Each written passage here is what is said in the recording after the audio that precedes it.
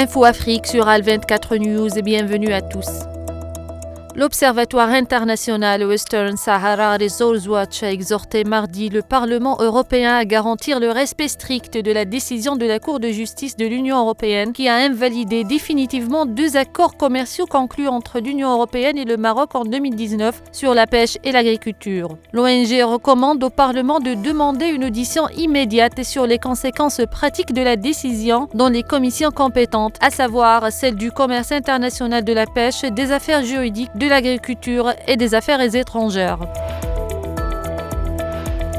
En Tunisie, le président Kais Saïed, réélu pour un 2e mandat de 5 ans à la tête de son pays, a affirmé que le peuple tunisien a fait montre lors du scrutin présidentiel de dimanche dernier d'un sens élevé de conscience et de maturité, ainsi que d'une résilience hors pair. Dans une première déclaration après l'annonce lundi des résultats, le président tunisien a promis d'œuvrer sans répit à parachever le processus de réforme dans le pays.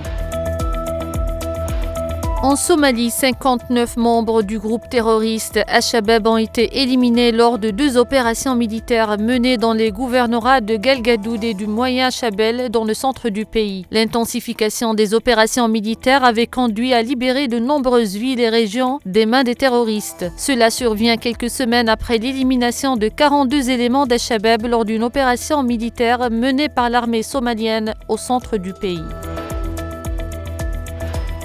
En Côte d'Ivoire, les forces de sécurité ont saisi lundi 33 camions transportant environ 1100 tonnes de fèves de cacao de contrebande à la frontière avec la Guinée. La fuite des produits agricoles constitue une préoccupation pour les autorités administratives ivoiriennes et les opérateurs de la filière. L'économie ivoirienne repose en grande partie sur l'agriculture, notamment le binôme café-cacao. Depuis plusieurs décennies, la Côte d'Ivoire occupe le rang de premier producteur mondial de cacao et de 3e producteur de café. C'est la fin de ce point sur l'actualité africaine. Merci de l'avoir suivi.